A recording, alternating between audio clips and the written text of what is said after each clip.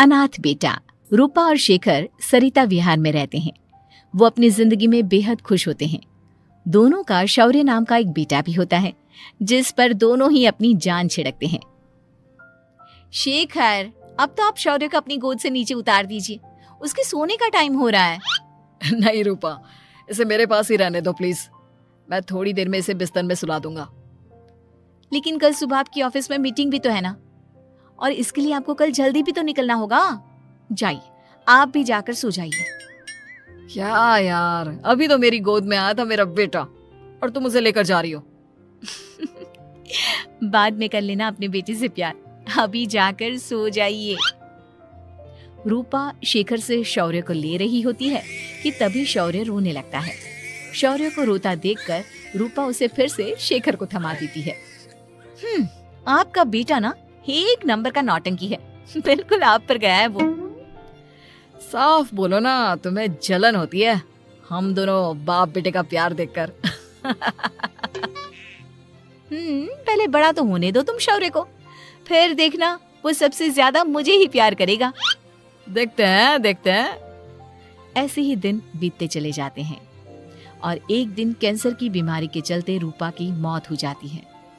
अब शौर्य 3 साल का हो चुका होता है, जिसके कारण उसकी दादी शेखर पर दूसरी शादी का दबाव बनाने लगती है।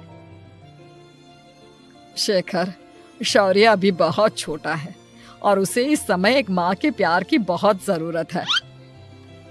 माँ, मुझे दूसरी शादी नहीं करनी। क्या पता जो दूसरी औरत आएगी वो मेरे बेटे को एक माँ का प्यार दे या ना दे।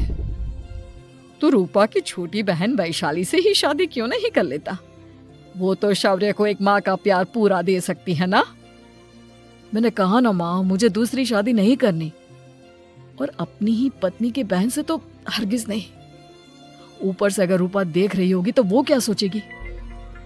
अपने लिए ना सही, लेकिन तुझे शौर्य के लिए तो शादी करनी ही पड़ेगी ना बेटा। शेखर कुछ कहता उससे पहले ही अंजुमन उसे रूपा की कसम दे देती है, जिसके आगे मजबूर होकर शेखर शादी के लिए हामी भर देता है। देखो वैशाली, मैंने तुमसे शादी सिर्फ अपने बच्चे के लिए की है। मैं चाहता हूँ कि तुम उसे एक माँ का भरपूर प्यार दो।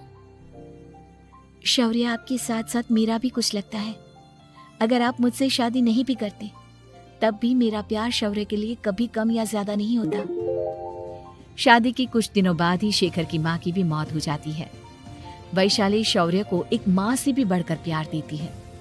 शौर्य को लेकर वैशाली का यूं निस्वार्थ प्यार देखकर शेखर को भी उससे प्यार हो जाता है और कुछ सालों बाद शेखर और वैशाली का भी लड़का हो जाता है। लेकिन इसके बाद वैशाली का शौर्य को लेकर बर्ताव बदलने लगता है। वैशाली, मैं देख रहा हूँ तुम आजकल शौर्य का जरा भी ध्यान नहीं रख रही हो। मुझे पता नहीं था कि आदित्य के होने के बाद तुम इतना बदल जाओगी। आदित्य मेरा अपना सगा खून है और शौर्य दीदी का, फिर मैं दोनों में अंतर कैसे नहीं करूं? माँ भले ही दोनों के अलग अलग है, लेकिन पिता तो एक है ना। अगर मुझे पहले पता होता कि तुम इतनी जल्दी बदल जाओगी तो मैं कभी तुमसे शादी ही नहीं करता। हाँ, तो किसने कहा था आपसे मुझसे शादी करने के लिए? मैं थोड़ी ना आई थी आपके पास, आपकी माँ ही आई थी मेरे घर आपका रिश्ता लेकर। वैशाली, मुझे तुमसे ऐसी उम्मीद नहीं थी। गुस्से में शेखर अपना पैर पटकता हुआ शौर्य को वहाँ से लेकर चला जाता है। पापा, मम्मा मुझसे प्यार क्यों नहीं करती? क्या मैं उनका सगा बेटा नहीं हूँ इसलिए मुझसे प्यार नहीं करती? मम्मा नहीं करती तो क्या हुआ बेटा, पापा तो करते हैं ना आपसे प्यार। कुछ दिनों के बाद, आज तुझे खाना पीना कुछ नहीं मिलेगा, चल चुपचाप से अपने रूम में जाकर सो जा। माँ, अब भाई को खाना क्यों नहीं दे रही हो? बेटा तू आराम से खाना खा, इस नालायक की चिंता मत कर। एक दिन खाना नहीं खाएगा तो मर नहीं जाएगा ये। अगर भैया नहीं खाएंगे तो मैं भी नहीं खाऊंगा। तू अपने भाई का भक्त क्यों बन रहा है? ये तेरा सौतेला भाई है, सगा नहीं जो तू लक्ष्मण बन रहा है। माँ, आपको इतना भी नहीं मालूम? श्री राम और लक्ष्मण सगे भाई नहीं थे। श्री राम माता कौशल्या और लक्ष्मण माता सुमित्रा की कोख से जन्मे थे। दोनों के सिर्फ पिता एक थे, लेकिन माँ अलग थी। मुझे ज्यादा ज्ञान देने की जरूरत नहीं है, ये सतयुग और त्रेता युग नहीं है, समझे? आया बड़ा भाई का चमचा। इतना कहकर वैशाली वहां से चली जाती है। जिसके कुछ टाइम बाद शिखर वहां आता है और आदित्य उसे सारी बात बताता है। मुझे माफ कर दो शौर्य, तुम्हारी माँ के जाने के बाद मुझे दूसरी शादी का फैसला करना ही नहीं चाहिए था। अगर मैं दूसरी शादी नहीं करता तो शायद आज तुम्हारी ये हालत ना होती। नहीं पापा, अगर आप शादी नहीं करते तो मुझे आदित्य जैसा छोटा भाई कभी नहीं मिलता। थैंक यू मुझे इतना अच्छा भाई देने के लिए। तुम दोनों हमेशा ऐसे ही साथ रहना, फिर कोई भी तुम दोनों का कुछ नहीं बिगाड़ पाएगा। चलो मैं तुम दोनों को आइसक्रीम खिला कर लाता हूँ, बहुत भूख लग रही है ना। शिखर शौर्य और आदित्य को आइसक्रीम दिलाने लेकर जाता है। वो दोनों को पार्क में खड़ा करके आइसक्रीम लेने जा ही रहा होता है, तभी तेज रफ्तार से आती हुई एक गाड़ी उसे कुचल देती है और उसी पल शेखर की मौत हो जाती है, जिसके बाद शौर्य की जिंदगी नर्क से भी बदतर हो जाती है। सुन रे चिरकुट, इस घर के किसी भी सामान को मेरी मर्जी के बगैर हाथ मत लगाना। इन सब पर अब तेरा कोई हक नहीं है, समझा?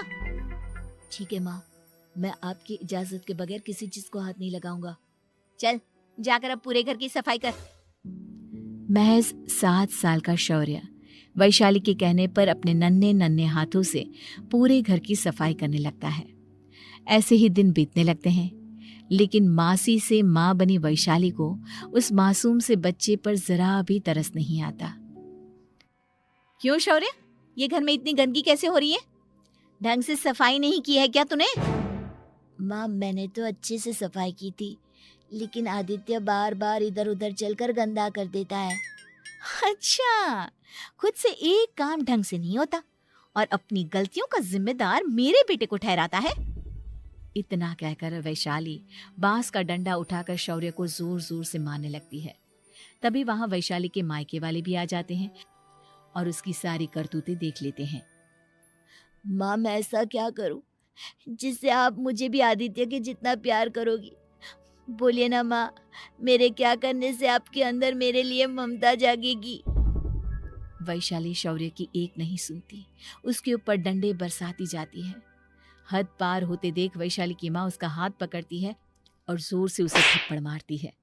यही सब करने के लिए तूने दामाद जी से शादी की थी? हमने सपने में भी तुझसे ऐसी हरकत की उम्मीद नहीं की थी। तू माँ नहीं, माँ के नाम पर एक धब्बा है। बस कीजिए माँ, आदित्य के इस दुनिया में आने से पहले मैंने इसे बहुत प्यार किया था, लेकिन अब जब मेरी खुद की औलाद है तो मैं किसी और के बच्चे से प्यार क्यों करूं? अरे नालायक औरत, जिसे तू किसी और का बच्चा कह रही है वो तेरी खुद की सगी बहन का बच्चा है। बहन है तो क्या हुआ, मेरे अपने बच्चे से बढ़कर तो नहीं हो सकता ना ये कभी। अगर यही बात थी तो तू हमें पहले बता देती, हम शौर्य को अपने साथ ले जाते। उसे इस तरह प्रताड़ित करने की क्या जरूरत थी? अगर आपको लेकर जाना है ना तो ले जाइए इसे, मैं नहीं रोकूंगी। नहीं माँ, मुझे कहीं नहीं जाना, मुझे आपके साथ ही रहना है। मैं तेरी कोई माँ बाबा नहीं हूँ, तेरी माँ मर चुकी है, समझा? अब निकल जा मेरे घर से। माँ अब बहुत गंदी हो, मुझे भी नहीं रहना आपके साथ, मैं भी भाई के साथ ही जाऊंगा। अरे तू क्यों जाएगा, तू तो मेरा सगा बेटा है, जाने दे इसे। हम यहाँ ऐश से रहेंगे, तुम्हारे पापा बहुत सारी जमीन जायदाद छोड़ गए हैं तुम्हारे लिए। नहीं माँ, मुझे भाई के साथ जाना है। आप अच्छी नहीं हो, आप बहुत बुरी हो, आप भाई को बहुत परेशान करती हो। देख वैशाली, तुझसे ज्यादा समझ तो इस मासूम बच्चे में है। ये तेरे बुरे कर्मों का ही नतीजा है जो आज तेरी सगी औलाद खुद से तुझे ठुकरा रही है। आदित्य, तुझे इस शौर्य ने भड़काया है ना मेरे खिलाफ? नहीं माँ, मुझे किसी ने भड़काया नहीं, पर मैं सब देखता हूँ, सब समझता हूँ। भाई बहुत अच्छा है, वो आपकी जैसा नहीं है। चलिए नानी। इतना कहकर वैशाली के मायके वाले आदित्य और शौर्य को अपने साथ ले जाते हैं और इस तरह वैशाली बड़े से घर में अकेली पड़ जाती है। 2 बेटों के होते हुए भी आज उसे माँ कहकर बुलाने वाला कोई नहीं होता।